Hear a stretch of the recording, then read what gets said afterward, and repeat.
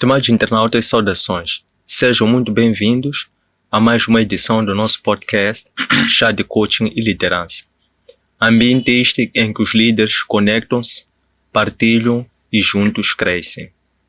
Este programa, que segue uma abordagem em formato de podcast, tem como intuito atrair líderes que se destacam nas mais diversas atividades ou setores de atividade de indústrias econômico, para eles poderem transmitir na primeira pessoa que conhecimentos é que adquiriram, saber teórico, que habilidades ou ferramentas ou saber fazer prático é que obtiveram para complementar este conhecimento teórico e que atitudes, isto é, soft skills, habilidades comportamentais, caráter, é que forjaram para acomodar este conhecimento teórico e prático.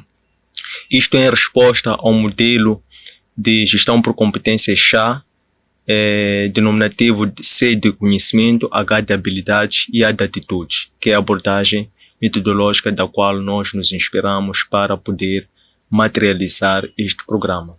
É nossa ambição contribuir para o desenvolvimento de uma comunidade de líderes que sejam conscientes do papel que desempenham enquanto líderes, sejam responsáveis do impacto do seu raio de influência para os clientes internos, que são os seus liderados ou seguidores, e os clientes externos, que é uma vasta comunidade de pessoas que também assim seguem a este líder.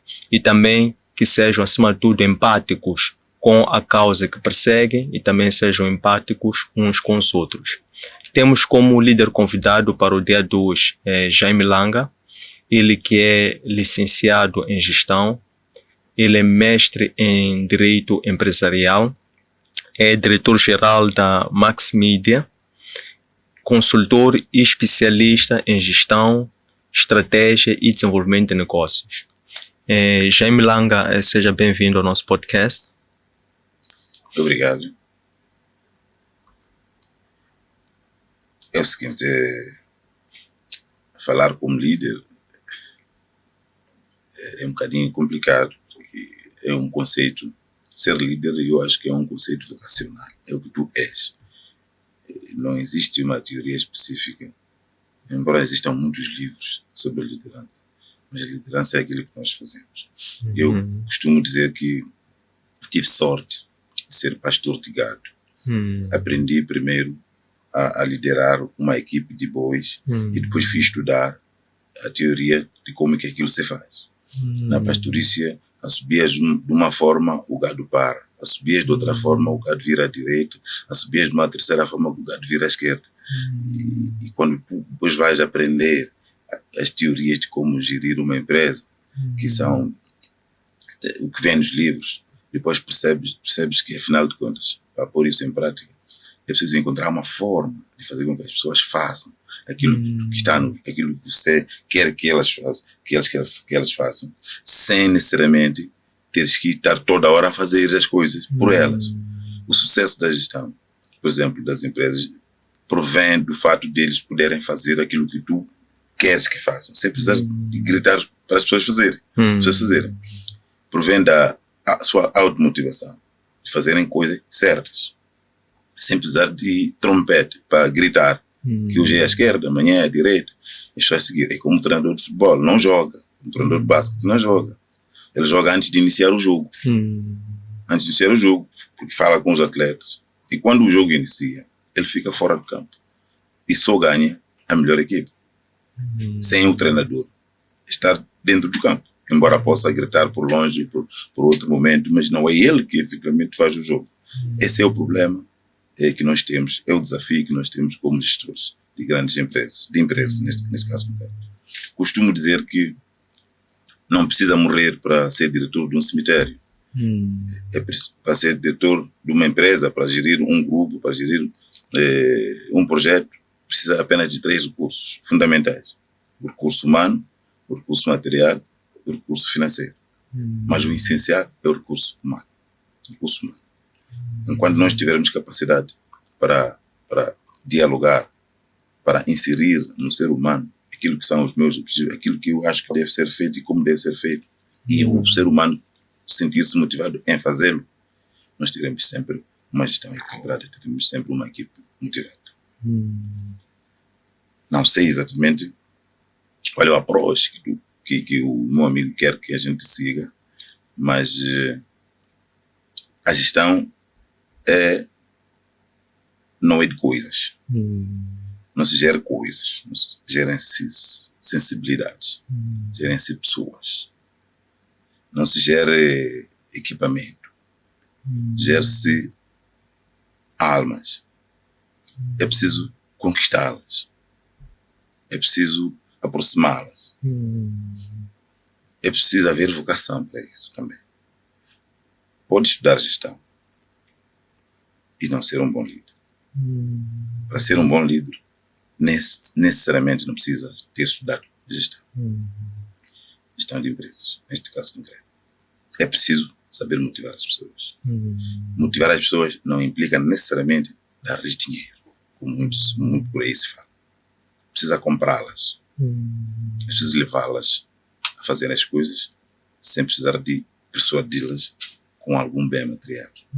É preciso fazer com que as pessoas sintam-se donas do que estão a fazer. É preciso fazer com que as pessoas sigam o melhor exemplo. Ser um bom gestor não é apenas dar ordens e as ordens serem cumpridas.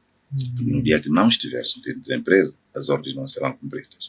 Se o modelo de gestão que tiver escolhido for esse. É preciso que as pessoas sejam leais, não fiéis. Fiel faz coisas até erradas, desde que tenham sido mandadas para fazer. O leal discute a solução. Pode achar que a solução que o chefe está a dar não seja a melhor. E temos de ter capacidade de discutir a melhor solução.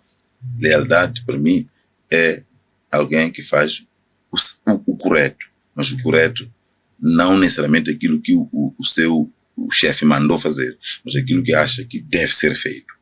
Coordenado naturalmente com a pessoa que ele responde. Dizer que o chefe mandou fazer assim e fazer não é o melhor modelo que nós podemos encontrar na gestão das empresas de hoje. Nem sempre o chefe está correto. Então é preciso ter equipe com alguma lealdade e de perceber.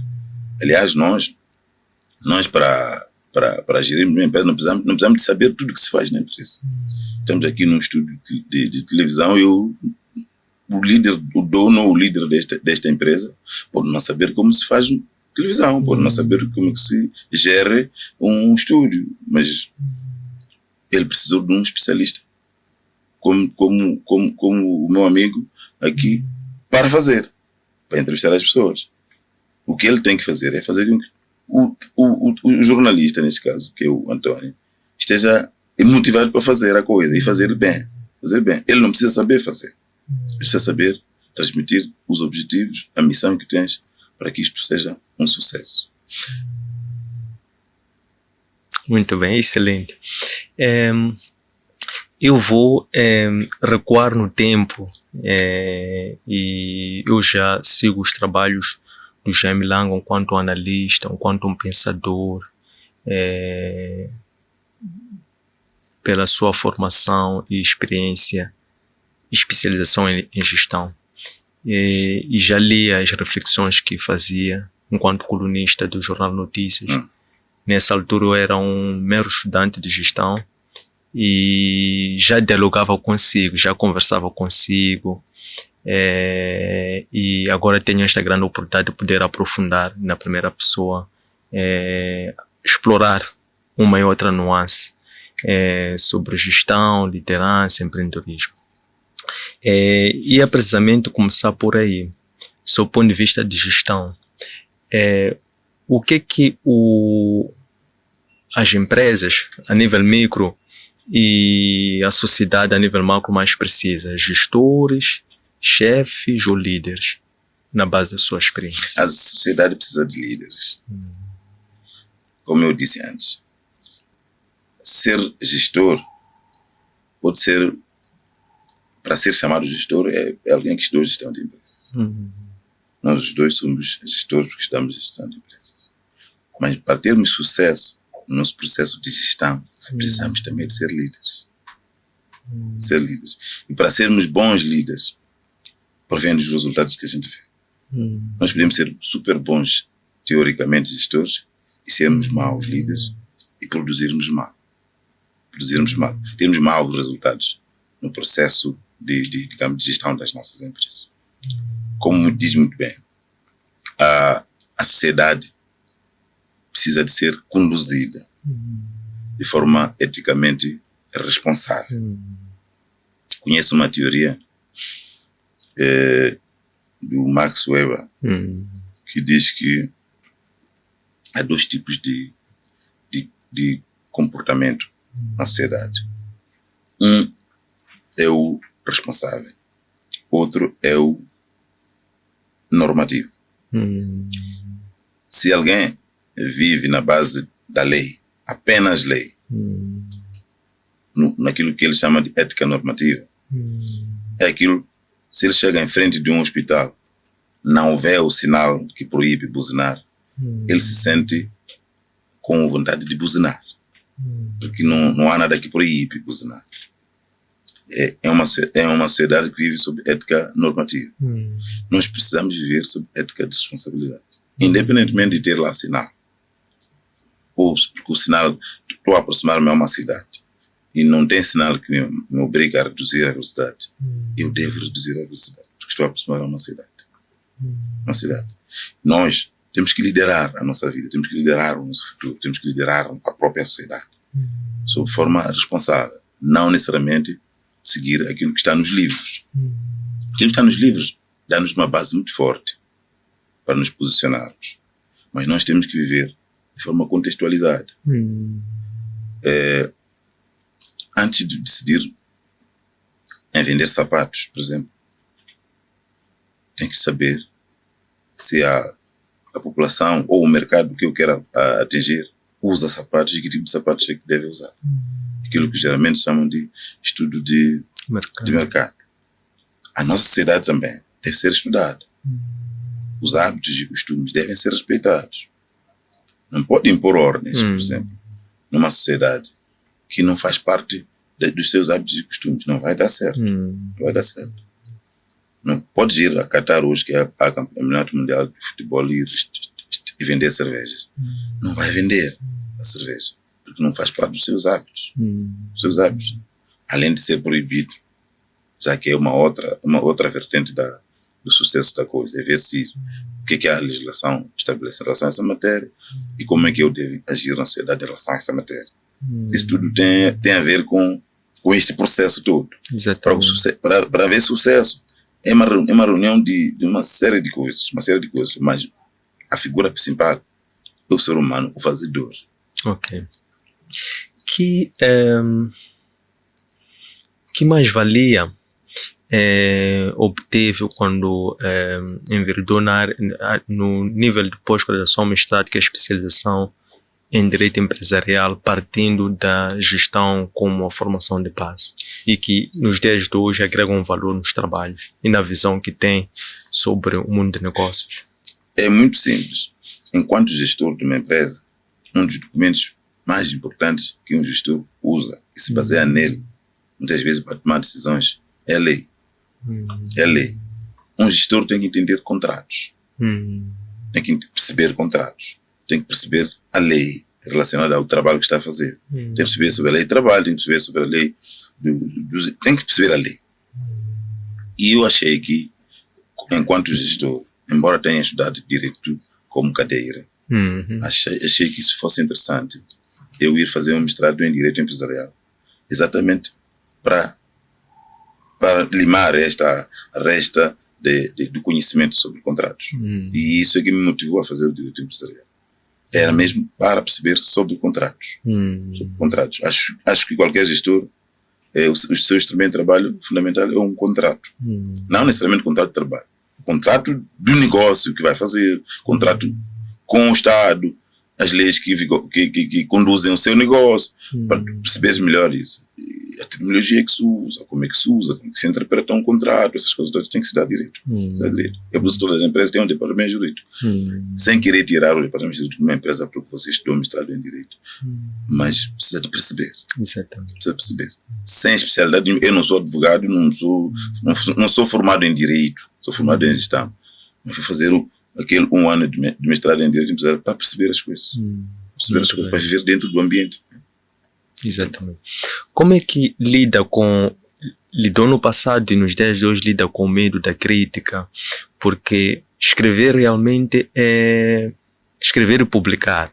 Escrever quase todos escrevemos, mas nem todos publicamos. Porque uma das grandes barreiras é mesmo o medo da crítica, o medo da aceitação. Como é que o Jaime lida com o medo? Lidou no passado, desde que começou as primeiras escritas e reflexões até os dias de hoje? O medo, só a própria palavra medo, como disse muito bem, é uma grande barreira para tudo na vida. Para tudo na vida. O medo é uma barreira grande. Medo de iniciar, medo de falhar, medo de arriscar, medo de crítica. O medo é uma grande barreira. Mas a única forma de ultrapassar essa barreira é experimentar. É ultrapassar, é fazer. A crítica neste caso, nesta matéria de escrever sobre vários temas, a crítica é uma ferramenta muito importante. Muito importante.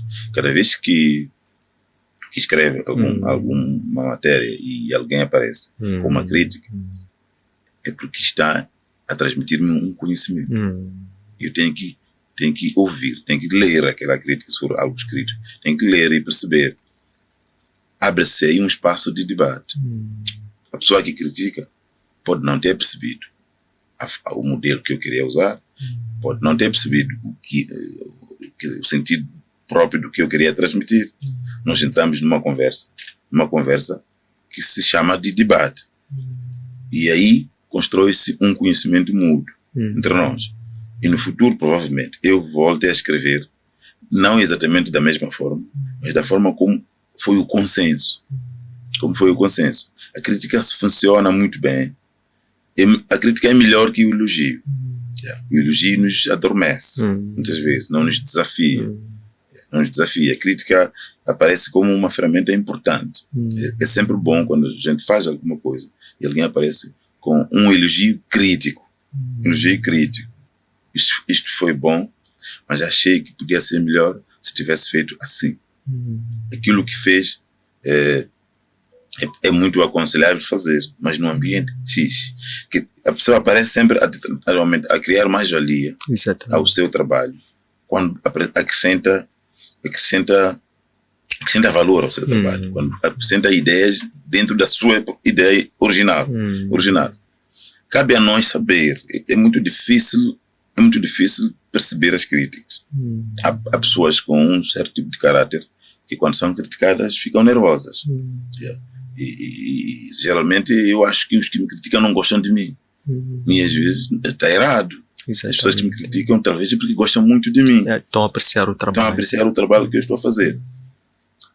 E lidar-se com isso é muito complicado. Diz muito bem que é uma barreira.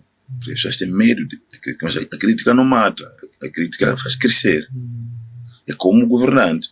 Um governante não criticado é muito mau, mas os governantes de hoje, na sociedade de hoje, quando critica-se um governante, se sente ofendido. Falo mesmo dentro do meu partido, que é Frelimo, eu vejo, se aparece alguém a dar uma opinião contrária àquela que foi dada pelo líder, não necessariamente o presidente, mas o líder da área em que estão a trabalhar, a pessoa se sente ofendida. E geralmente essa pessoa é afastada. É afastada daquele ciclo. Daquele ciclo onde está a debater isso, porque aquele só passa a vida a criticar. Sim, isso é bom. Isso é bom. Quanto mais criticar, melhor. Melhor do que bater palmas. Exatamente. Bater palmas. Muito bem. Em que fase do ciclo de vida é que vamos lá dizer, o portfólio de negócios ou estrategicamente encontra-se o Jaime Langa? E qual é vamos lá, por que que vamos lá, na matriz do portfólio de projetos empresariais mantém a área ou a indústria da comunicação? Que mais valia que a indústria de comunicação em termos estratégicos desempenha para esta evolução enquanto uma estrutura, um grupo? Eu me apaixonei pela comunicação quando, como muito bem disse antes, quando ultrapassei a barreira da luta contra a crítica, a favor da crítica, escrevendo para os jornais. Quando ultrapassei, achei que fosse interessante eu também passar para o outro lado. Primeiro criei um jornal para dar espaço, não só para mim, para os outros também, que quisessem fazer o mesmo que eu fazia na altura, que era escrever um artigo. Criei o Jornal de Negócios. E depois achei que o Jornal de Negócios tinha uma estrutura, digamos,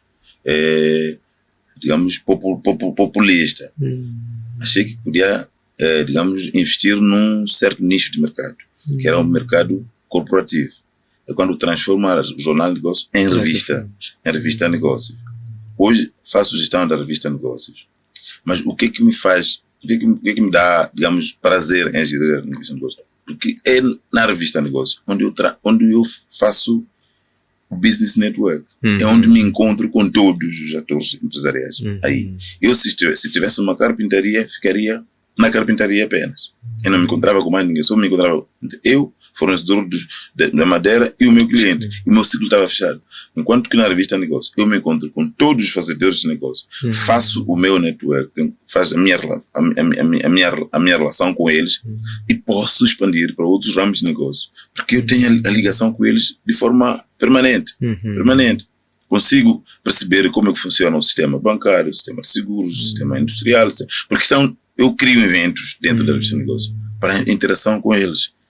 E temos lá um evento chamado Clube de Negócios, que é um evento de Drinks and Network, onde as pessoas vêm, tomam um chá, como aqui que estamos a fazer, ou bebem faz uma prova de vinho a conversar, a fazer negócio. Só consigo estar perto deles porque estou naquela área de comunicação. Se eu não estivesse naquela área, não tinha essa oportunidade. E a partir daí nascem muitas iniciativas de negócio. Nascem muitas, tenho várias hoje. Tenho várias. Tenho a revista de negócios, que é onde eu estou sentado. Mas também tenho uma área de vinhos, por exemplo, que eu tenho armazém de vinhos, vendo vinhos, mas os vinhos são ferramentas para os encontros de business network, porque é drinks and network. Então, uso o vinho para fazer um encontro, para fazer negócio, para fazer o business network. Então, é um conjunto de coisas, mas o objetivo fundamental é trazer a pessoa, é juntar pessoas, fazedores de negócios, para entre eles fazerem negócio. E quanto mais crescerem eles a fazerem negócio, também cresce o negócio da própria revista, através da publicidade que eles vão trazer para a revista. Exatamente. Para a revista. E fazer o próprio evento de Business Network é também um negócio para a revista. Porque há sempre alguém que está interessado em participar. Há sempre alguém que está interessado em produzir aquele evento, em organizar aquele evento a seu favor. Um banco, por exemplo, pode querer chamar os stakeholders do seu negócio, e aqueles grandes clientes, nós queremos conversar com os nossos clientes. A revista de negócio organiza-nos lá um business network. A gente faz. É o negócio da revista. Aproxima as pessoas. É negócio também para o nosso cliente, nesse caso o banco, que traz os seus clientes principais para conversarem dentro da revista de negócio. Então, é tudo aqui uma série de coisas que constitui o negócio grande. Exatamente. Mas tudo por via da comunicação. A nossa revista não é apenas aquele livro que vês como uma revista. Se for a folhear a revista de negócio, vai encontrar que a revista de negócio é um conjunto de eventos. Praticamente tem uma ou duas entrevistas. E ali tem resumos de eventos. Tem lá um chá, um café negócios, que é um evento que junta, por exemplo, uma instituição levanta um problema. Vamos lá, uma empresa de seguros levanta um problema que tem no desempenho do seu negócio. E depois diz para a revista, nós queremos discutir este aspecto. Temos um problema grave aqui que está-nos a criar problema na gestão do nosso negócio. Uma empresa de seguro, por exemplo, eu fiquei sabendo num café negócios que, por exemplo, o motorista do chapa não tem nenhuma responsabilidade direta com ele quando ele faz um acidente. Quem tem a responsabilidade é o dono do chapa. Isso é um problema para a seguradora. Porque para a seguradora é um problema e não é um problema ao mesmo tempo.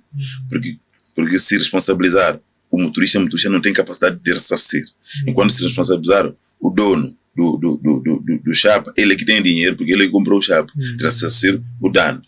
Mas também, o motorista também fica cada vez mais irresponsável por saber que eu não sou o responsável. Exatamente. Se eu bater com este... Então, esse tipo de debates, por exemplo, entre a seguradora, o legislador, o sindicato todo ligado àquele negócio. Eles uma vez fizeram isso na revista Negócio, no Café Negócio. E foi um debate muito interessante. Então, a comunicação para nós é feita desta forma. Não é apenas de notícias, não é apenas de informação. Nós não temos, nem sequer temos lá notícias. Nós temos lá eventos. Não temos lá notícias na revista Negócio. Porque aconteceu isso ontem, o presidente fez aquilo, porque agora aquilo. Isso não é notícia para nós. Isso é normal, é o que se faz todos os dias e os jornais fazem todos os dias. Nós não fazemos aquilo. Nós divulgamos eventos. Exatamente. Nós divulgamos fatos concretos do que aconteceu. Muito interessante. Se não me engano, mais conceituados autores sobre empreendedorismo, liderança, motivação, Kiyosaki diz que o negócio do século XXI é networking e conhecimento. E por esta explanação que deixou-nos agora, como é que um indivíduo prepara-se ou posiciona-se para fazer do networking uma plataforma de gerar valor e também tornar-se um ativo que seja também atrativo para as outras pessoas para ver esta sinergia, esta troca. E como muito bem disse, que possibilita que nos dias de hoje, através da revista, crie e desenvolve ecossistemas com vista a, por exemplo, melhoria, se concordar, do clima do ambiente de negócio de certas indústrias específicas. Eu, quando deixei de ser diretor do Jornal Notícias, fui ter com o antigo presidente, Guebuza, e numa conversa assim descontraída, ele disse uma coisa que registrei até hoje. Ele disse que, enquanto diretor do Jornal Notícias, conheceu muita gente, obteve muitos contatos. E é verdade. O meu telefone, se formos ver agora, tem 6.000 números de telefone gravados. 6.000 números de telefone. Desde os antigos presidentes, e eu costumo dizer até os futuros presidentes. Porque eu costumo brincar dizendo que se o seu número de telefone não está no meu telefone, você não vai ser presidente desse país. Está muito longe do network de pessoas importantes. Porque conheço muita gente. Agora, o desafio é como usar este conhecimento. Como usar estes números que eu tenho. Como criar valor com estes números que eu tenho. Como transformar estes números que eu tenho em algo palpável. Hoje, por exemplo, eu sento no meu escritório com os meus colegas para fazer a lista de convidados de qualquer evento. Eu pego no telefone. Chama isto. Então, tenho lá os números de convidados. É muito raro alguém, por exemplo, é muito difícil encontrar alguém que está a liderar uma grande empresa aqui no mercado e que eu não tenha o número dele de telefone gravado. Por causa deste tipo de cerimônias que nós fazemos, desse tipo de eventos que nós fazemos do Business Network. Todos que participam no nosso Business Network, eu cumprimento, falo com ele, trocamos cartões e tenho uma base de dados. E essa base de dados está no meu telefone. A única forma de fazer com que os contactos que eu tenho sejam úteis é trazer as pessoas perto de mim e elas, o fundamental é entre elas também criarem sinergias.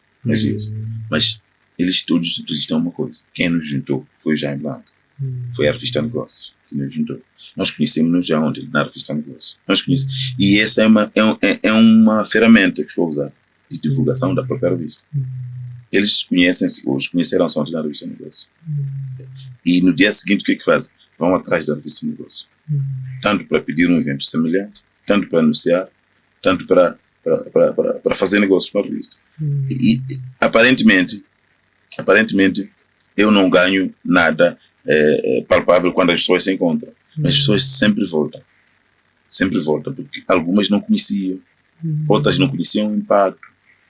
Uma pessoa que, eu lembro-me uma vez, entrevistámos um empresário moçambicano, que por sinal até conhecido muito bem, o Filipe citou aí, um advogado, e ele não sabia que a entrevista que nós estávamos a fazer ia ser a capa da revista.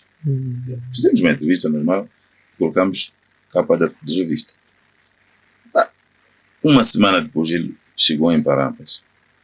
Eu nunca imaginei que aquilo tivesse um impacto tão grande como aquilo deu. Eu, quando cumprimento uma pessoa que vejo pela primeira vez, e eu, quando digo o meu nome, digo, não, eu conheço, o senhor fez capa da revista Negócio.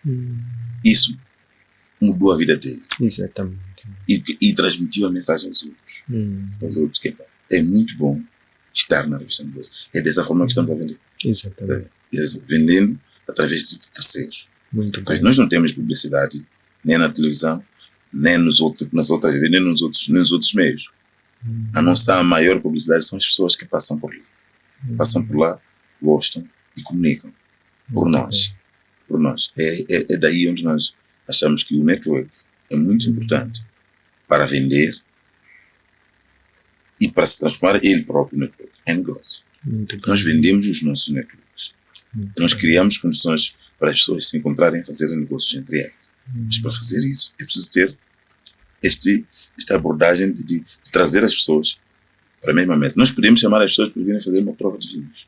As pessoas vêm para fazer prova de vinhos, mas não se prova vinho sem conversar. A pessoa não vem para ficar bêbada, vem só para conversar com uma taça de vinho na mão. E nessa conversação sai uma iniciativa de negócio.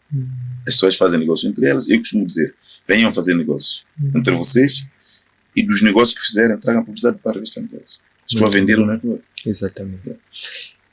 Como um empreendedor social e de impacto, investidor de impacto que é, porque isto que está a explicar-nos claramente mostra que é um investimento social, isto é, beneficia mais os outros do que assim. Será que de alguma forma, desde os primeiros passos que deu, desde que adquiriu a sua consciência existencial, começando a liderar rebanho, manada de gado, e a ensaiar ali o poder da comunicação, lendo os contextos, já nessa altura perspectivava que poderia, nos dias de hoje, ser este centro, isto é que a comunicação começou a ensaiar lá, poderia hoje ser esta ferramenta de união, ser este pivô que consegue trazer junto vários atores? Não sabia.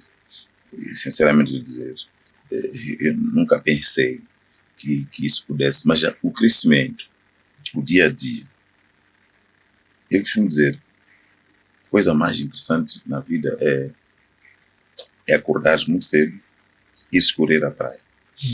E quando paras e olhas para trás, vês só a tua pegada no pé. A água limpou tudo durante a noite.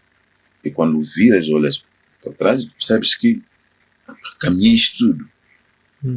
Caminhaste tudo. E não tens forma nenhuma, pessoalmente, de voltar a pagar aquelas pegadas. Senão o próprio mar, quando a maré subir, voltar a apagar. Como valorizar isso? Como fazer com que a tua experiência seja útil para si mesmo? Mas eu costumo dizer, como dizias muito bem, como fazer com que seja crie valia para os outros. Porque acho que o maior valor que a gente deve produzir na vida é quando os outros crescem, baseados, digamos, numa perspectiva criada por si. As pessoas darem valor.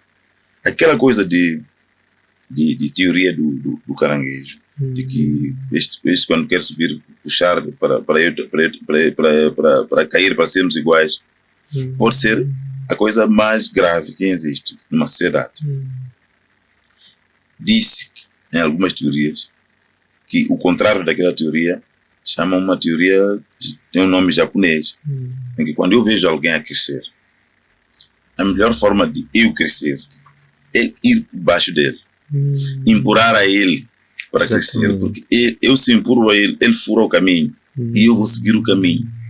E quanto mais eu empurrar a ele para subir, eu vou seguindo o caminho dele. E eu vou seguir com experiência, porque ele já foi ao desafio maior de iniciar o caminho. Eu vou encontrar o caminho limpo. E eu encontrando o caminho limpo, tenho espaço para inovar, porque ele fez sem conhecimento, fez desafiando o mercado. Eu tenho espaço para inovar, porque já não sou a primeira pessoa a fazer. Sou a primeira a fazer. E não vale a pena pensar. Por exemplo, há muita gente que fica a pensar em criar um negócio e pensa que deve ser o primeiro a criar um negócio. Nós podíamos vender ar, nós podíamos vender água benta, ir trazer água benta da Roma, não sei de onde. Podíamos vender, as pessoas sempre querem vender a primeira coisa. Nem sempre esse é o segredo. Negócio, nem sempre isso. As pessoas querem iniciar uma nova coisa. Não. A gente pode estudar aquilo que o outro está a fazer. Uma pequena emenda naquilo que ele está a fazer, uma pequena inovação naquilo que o outro está a fazer, nos transforma em grande negócio. Eu não fui o primeiro a inventar revistas. Eu, quando criei a revista Negócio, havia 12, lembro-me. Mas hoje não chegam 5. Porque eles seguiram um modelo natural do negócio de revista, que era noticiar. Mercados de imprensa, noticiar e vender o papel, a revista. Nós não vendemos revista, nunca vendemos revista. As pessoas perguntam onde é que está o negócio. Se você cria uma revista e não vende, distribui as pessoas uma coisa muito cara para imprimir. Nosso negócio está no conteúdo. Nosso negócio está no conteúdo. Está nos inventos. Está no nosso que criamos através da revista. Exatamente. Nosso negócio não está no papel, naquele papel ali. Está no conteúdo daquele papel. Quando a revista sai, o nosso negócio já terminou. Não é aí onde inicia. A revista já está impressa, o nosso negócio já terminou, já está fechado, já está faturado tudo. Já estamos a começar a outra revista. Basta esta sair, o negócio terminou. Enquanto que as outras, por exemplo, sai a revista é quando começa a vender a revista. Nós não vendemos. Nosso negócio termina antes da revista existir. Então, esta pequena inovação também nos cria um posicionamento estratégico no mercado. Exatamente. No mercado. E provavelmente nós sobrevivemos a algumas crises por este modelo. Provavelmente nós conseguimos ultrapassar alguns momentos. Hoje em dia, por exemplo, há quem tenta dizer que hoje não vale a pena investir em jornal escrito ou em revista impressa, porque não, distribui menos, é melhor fazer online. Por que os jornais, os maiores jornais do mundo continuam a imprimir? Por que o New York Times existe? Por que na China há jornais com milhões de tiragem, às vezes 2 por dia, um sai de manhã, outro sai às 14? A China é um dos países que mais desenvolveram em termos de tecnologias. Por que ainda continuam a imprimir? Nós não podemos. Não, pode haver. A revista Negócio, por exemplo, imprime-se, é online, tem aplicativo, mas nunca se perdeu a tradição de ter a revista. E o nosso negócio é a revista Negócio. Esses mecanismos eletrônicos é uma forma também de divulgar. Sim, mas o nosso negócio não é aquele ali online. Nosso negócio é a revista Negócio. É o papel impresso. Agora, se está online, não é o nosso negócio. Aquilo. É uma forma de divulgar o nosso negócio. Muito o nosso bem. negócio é diferente. Muito bem. Qual é o líder?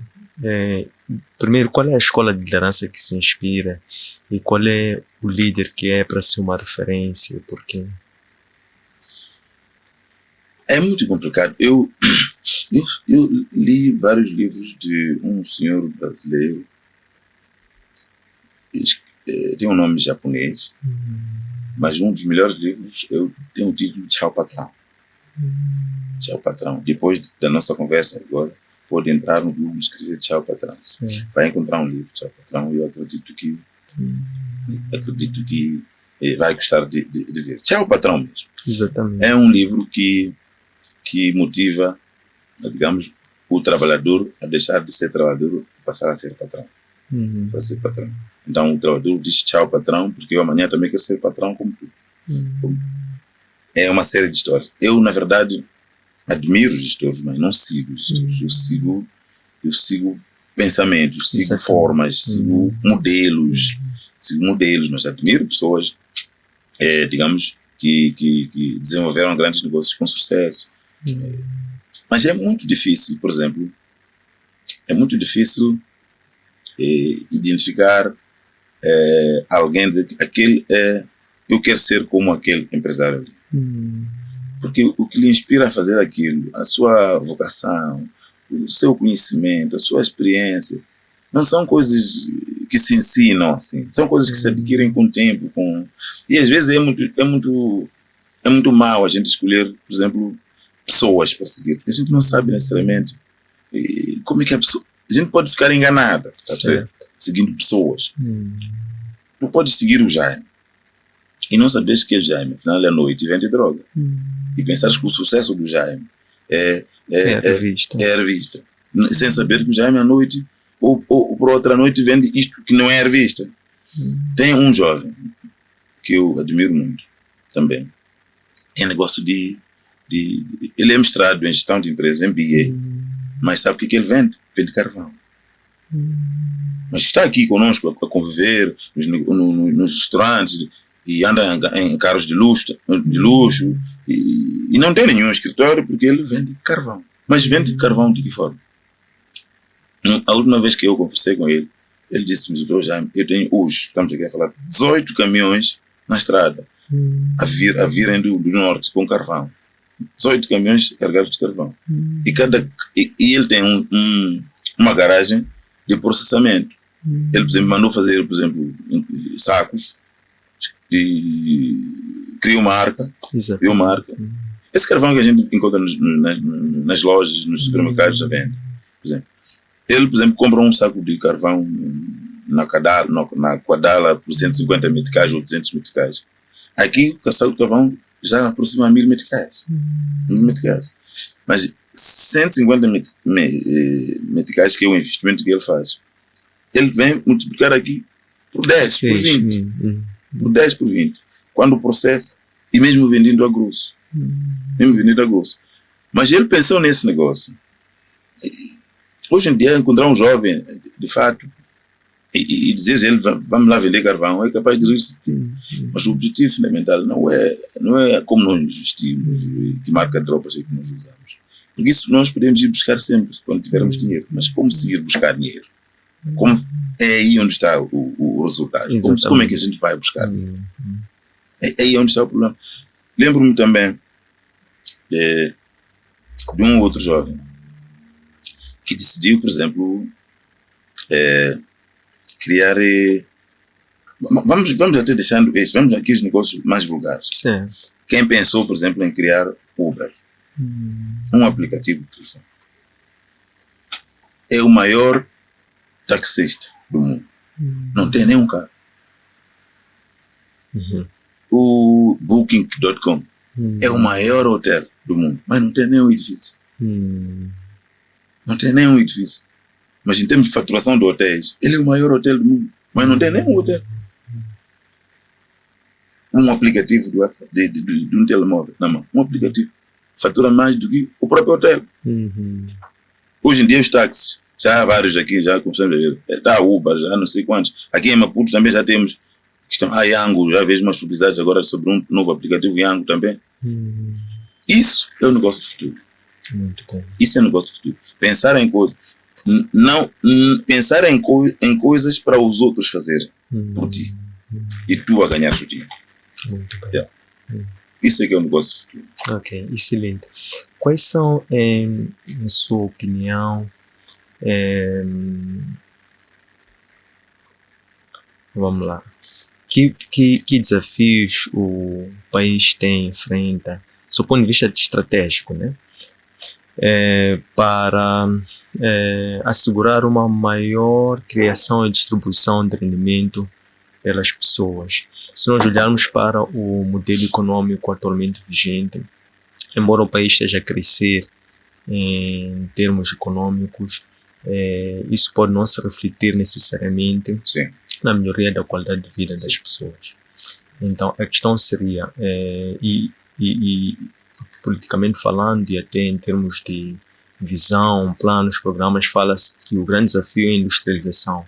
Mas o que está a faltar para nós tornarmos efetivamente um país que esteja a orientar-se para a materialização e operacionalização das estratégias tendo por base modelo de sucesso, mas mais do que isso também tendo muito por base as características próprias específicas do nosso próprio país. O nosso país enfrenta grandes desafios nessa matéria. Mas um dos maiores desafios eu deixaria para gerações venideiras. Nós temos problemas muito sérios de disciplina. Disciplina em tudo que nós fazemos. Nós temos problemas sérios de falta de motivadores. Ações motivadoras para a gente fazer. Nós temos medo de fazer tudo. Nós temos medo de ter dinheiro na conta. Nós temos medo de mostrar que temos dinheiro. Nós temos medo de mostrar que por quê? Porque por detrás disso tem a criminalidade. Por detrás disso tem aquilo que chama vulgarmente de inveja. Por detrás, nós não ficamos felizes com o crescimento do outro. É um grande desafio que nós temos. Entretanto, para ultrapassar isso, é preciso... Houve um caminho que foi muito bem, digamos, desenhado e dado eu vou dizer, pelo antigo presidente. Quando nós não percebemos inicialmente, quando ele dizia que não tínhamos medo de ser ricos, não tínhamos medo de ninguém nasceu para ser pobre, aquilo foi um motivador para muitos jovens, muitos de nós, hoje representados, nos tornamos empresários. Hoje, se circulares por algumas avenidas daqui no meio da cidade, como a Messi, há de ver que aquelas avenidas todas, de ponta a ponta, o Rio Chão é um escritório. As pessoas saíram do Rio Chão porque alguém arrendou aquilo para colocar no escritório. Hoje, os jovens todos têm alguma empresa, se não tem para ter uma iniciativa de ter uma empresa. É sócio de uma empresa. Os jovens todos pensam. Eu costumo dizer, eu tenho muita gente a me telefonar todos os anos para procurar emprego. Isso também já escrevi muitas vezes. Os jovens têm que deixar de procurar emprego, procurar trabalho. É coisa diferente. Procure trabalho, não procure emprego. A palavra emprego por si mete medo. Quando me bates a porta e pedes-me emprego, estás-me a dizer que estou a pedir dinheiro. Eu penso logo no salário. Mas se me bateres a porta e dizer, eu tenho trabalho para te dar. Olha, eu tenho trabalho. Qual é o trabalho que tu tens para mim? Eu quero vender as suas iniciativas que estão na revista de negócios. Há outros nichos de mercado que provavelmente não tenhas atingido. É assim. Eu sou de Nampula e acho que as iniciativas da revista de negócios que vão fazer na Nampula seriam muito boas. Eu quero fazer aqui em Nampula, mas com sua experiência. Tu já pedi trabalho e vou dizer, vamos avançar. Tu já tens aí o tal do emprego. Exatamente. Que tu estavas à procura. Mas tu vens me apresentar trabalho. Peça-me trabalho. Eu trabalho tenho muito para te dar. Até em ideias para te dar. E através do trabalho, tu vais ter o rendimento. Trabalho dignifica o homem. Exatamente. Como se diz. Então, a nossa geração tem que mudar a mentalidade. Eu lembro uma vez, um governador, por acaso era da província de Maputo, foi a uma cerimônia de graduação de 200 estudantes de uma das universidades. E ele disse uma coisa muito interessante, que fico feliz hoje em saber que estão a graduar 200 futuros empresários. Não gostaria de estar a graduar 200 empregados. Exatamente. Empregados nunca vão faltar. Nós podemos ser empregados das nossas próprias empresas.